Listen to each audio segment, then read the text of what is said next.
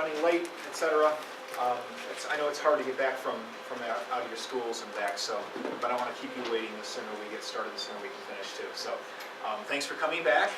And I know you've got a lot on your mind, a lot of stress points. Apparently, I'm feeling a little bit of a complex here because somebody sat at this table. I guess that's what happens for the late people. They can sit at this table. At any rate, but you got a lot on your mind. There's a lot of things going on this semester, and we don't want to make it any harder or any worse than it is.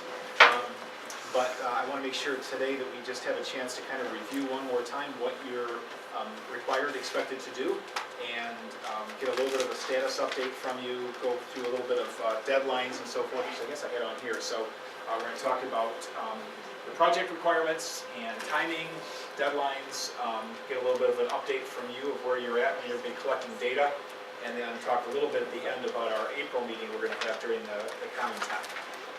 So, we have two handouts for you that you should have gotten. One of them is the details of the paper in the rubric. So we're going to take a look at that for a second. None of this is new. These are things that we've handed out before. And in fact, there's an electronic copy of this at Canvas for you to access.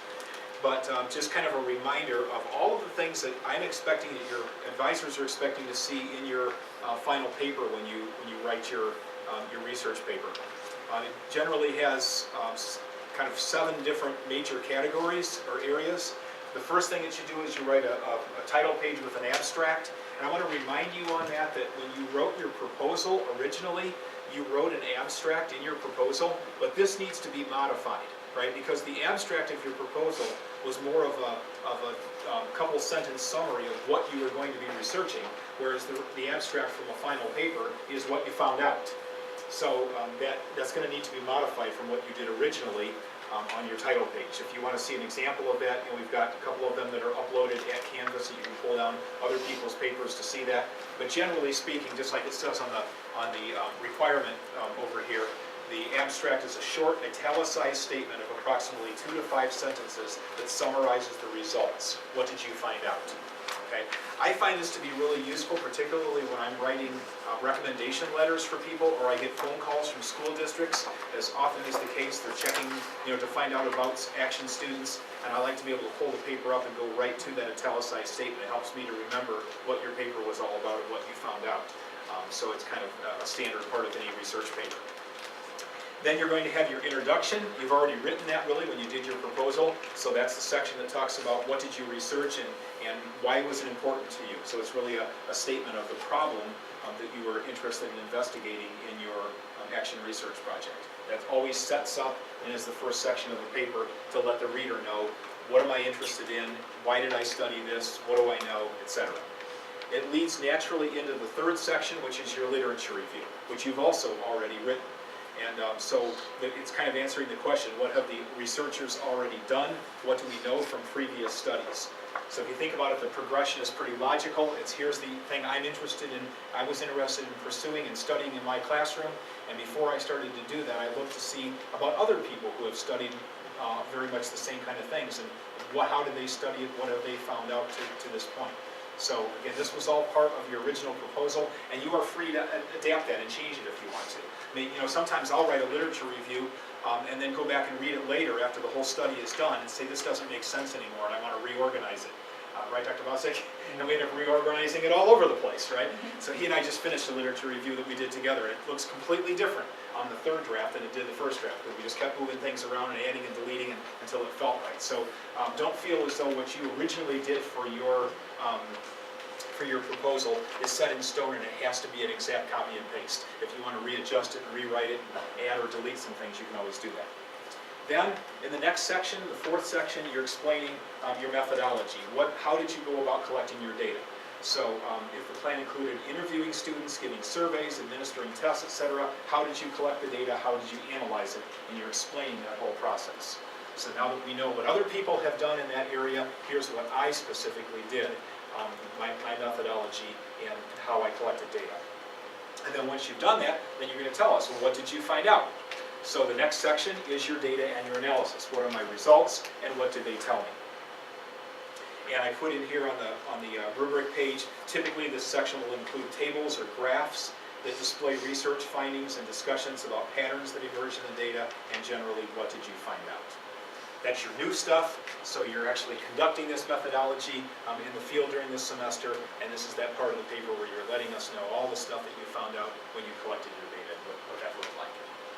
Based on the data that you have and in your analysis of it, you draw some conclusions. So what did I conclude based on that?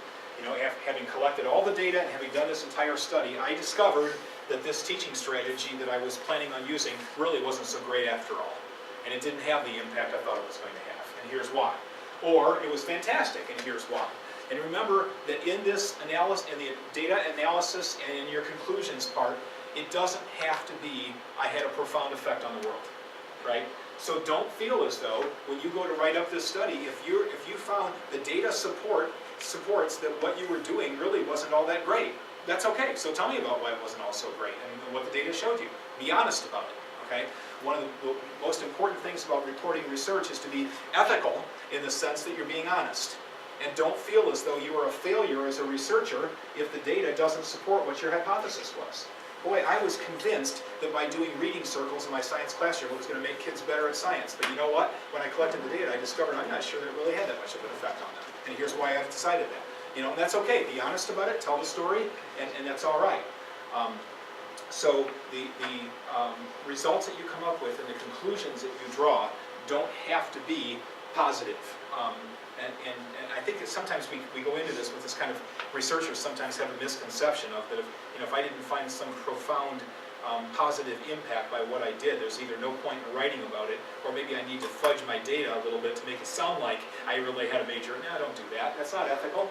If it didn't turn out the way that you wanted it to, that's okay. Tell that story. Okay? Be honest about it. Right? At one point you might want to add, if there's like, if you're collecting empirical data and you find no significant difference, or if you're like, you say good or bad, but there could be the case where you can't draw any real conclusions. That's right. Different. So keep that in mind as well.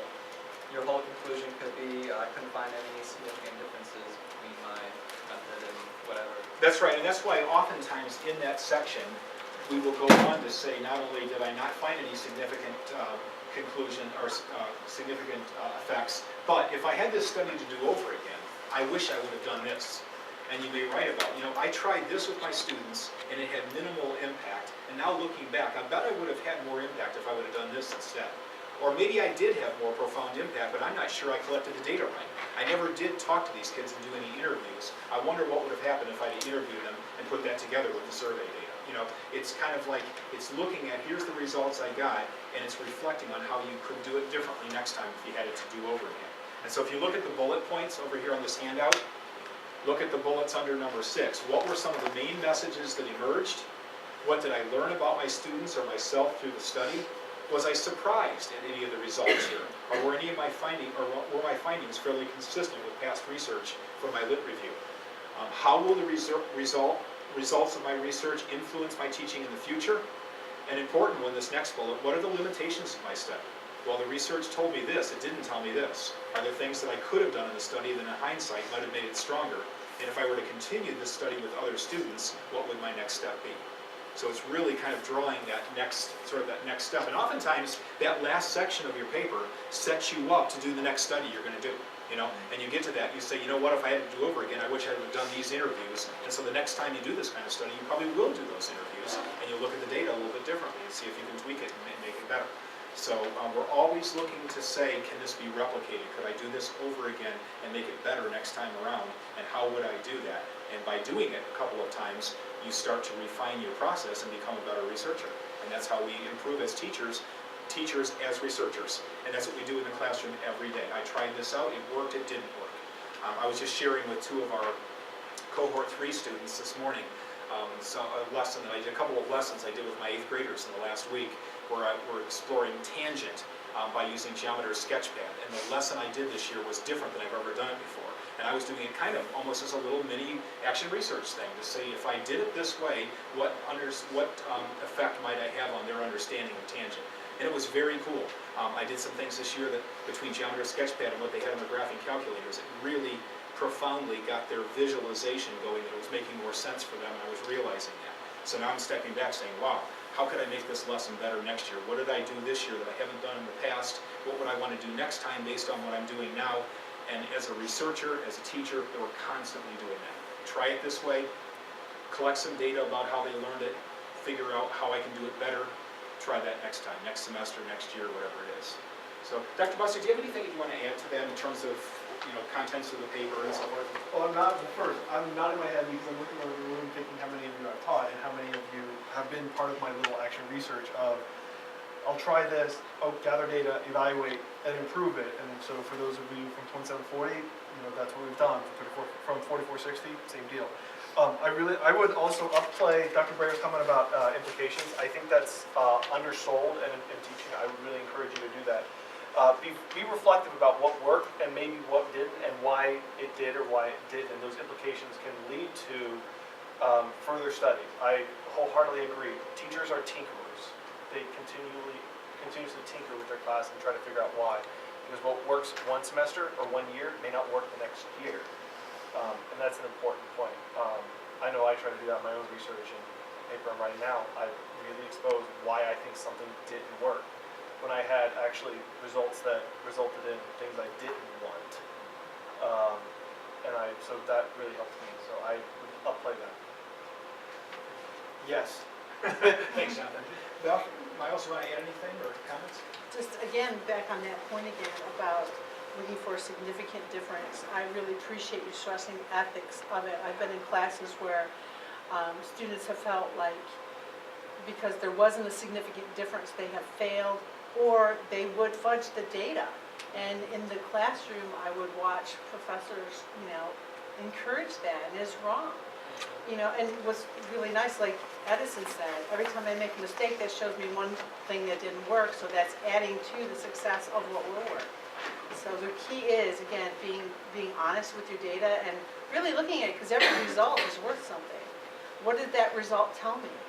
What did it tell me?